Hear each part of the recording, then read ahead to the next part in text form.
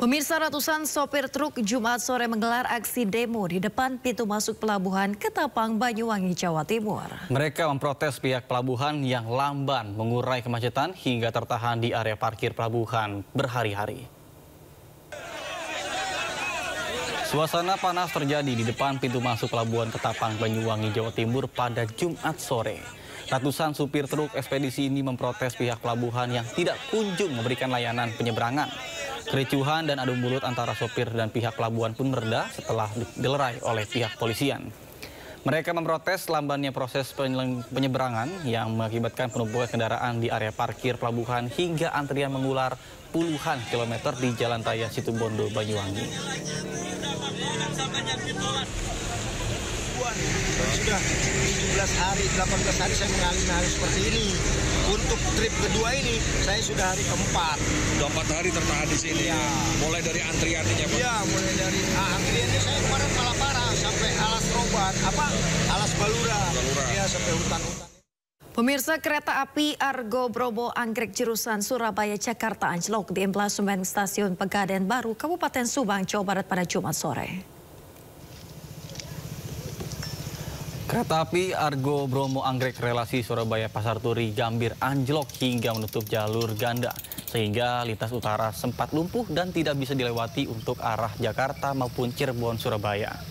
Sebanyak 5 gerbong kereta dilaporkan keluar jalur dengan posisi miring di areal Batu Bala sehingga jalur sebaliknya tertutup. Bahkan ada gerbong kereta yang menghantam peron stasiun.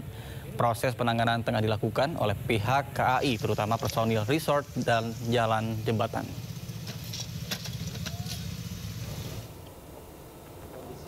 Akibat kereta anjlok, para penumpang pun berhenti di stasiun Pegadaian Baru, Kabupaten Subang, Jawa Barat.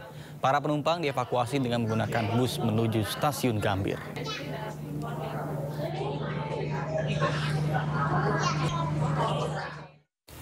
PT Kereta Api Indonesia masih melakukan penanganan terhadap kereta api Argo Bromo Anggrek relasi Surabaya Gambir yang mengalami anjlok di stasiun Pegadaian Baru. Akibat jalur utara ditutup, 17 kereta dialihkan ke jalur selatan. Pemirsa, PT KAI masih terus melakukan perbaikan rel kereta yang rusak akibat anjloknya kereta Argo Bromo Anggrek di stasiun Pegadaian Baru, Subang, Jawa Barat. Akibat anjloknya kereta Argo Bromo Anggrek, 17 kereta dialihkan menuju jalur selatan dikarenakan jalur utara belum bisa dilalui. Menurut Humas Daup 3 Cirebon, ada 5 gerbong rangkaian kereta Argo Bromo Anggrek yang mengalami anjlok. 1 gerbong pembangkit, 2 gerbong kompartemen, dan 2 kereta eksekutif. Sementara untuk 7 kereta lainnya tidak mengalami anjlok. Yang terganggu sebanyak 17 kereta tentunya mengalami kelembatan gitu ya, dan ada beberapa KA yang memutar dari tadinya melalui jalur utara menjadi ke jalur selatan. Tidak berhati-hati saat menyeberang perlintasan kereta, seorang pria penjual nasi uduk tewas tertabrak kereta di Kembangan, Jakarta. Sementara di Sulawesi Selatan, berkendara ugal-ugalan, sebuah truk menabrak angkot dan terguling dan jatuh ke parit. 6 orang mengalami luka, dilarikan ke rumah sakit.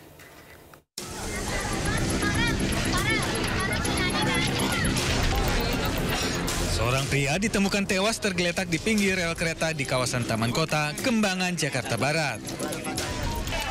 Korban yang diketahui berprofesi sebagai penjual nasi uduk tewas usai tertabrak komuter lain.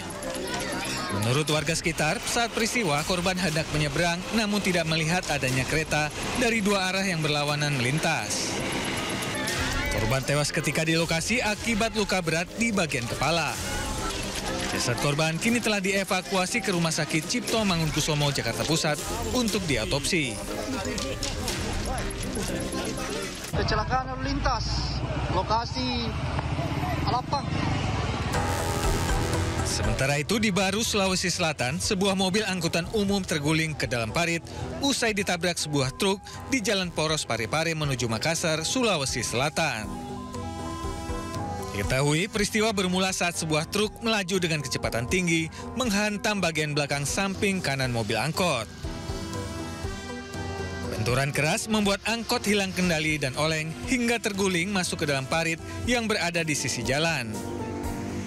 Akibat insiden ini, 6 penumpang termasuk sopir angkot mengalami luka-luka dan dilarikan ke rumah sakit, sementara sopir truk melarikan diri.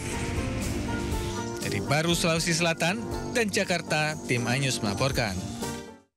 Polisi menemukan bocah SD yang diculik saat berada di sekolah di kawasan Medan Maralan, Kota Medan, Sumatera Utara. 3 orang yang diduga komplotan penculik pun akhirnya dibeku.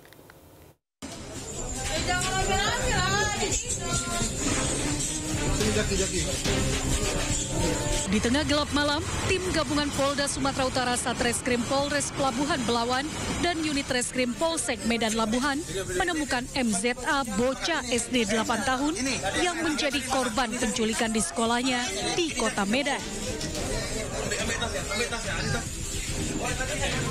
Korban ditemukan di salah satu sebuah rumah yang berjarak sekitar 4,2 km dari sekolahnya dalam kondisi tertidur.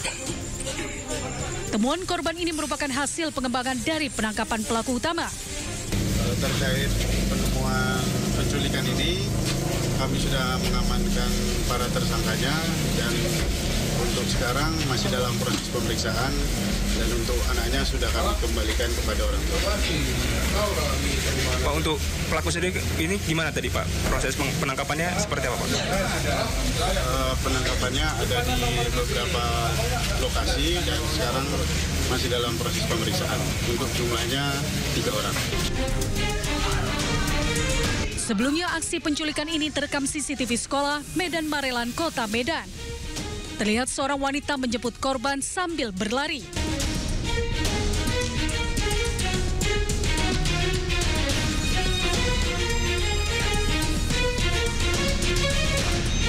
Dalam kasus ini, pelaku juga meninggalkan 2 pucuk surat ke rumah korban yang berisi meminta uang sebesar 50 juta rupiah dan mengancam orang tua korban akan menjual organ tubuh si anak jika uang tidak diberikan.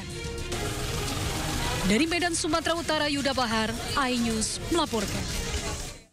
Pemirsa, seorang anak di Mandailing Natal, Sumatera Utara dengan tega dan sadis menghabisi nyawa ibu kandungnya sendiri. Saat diamankan, pelaku memberikan keterangan berbelit-belit hingga polisi akan memeriksa kejiwaan pelaku.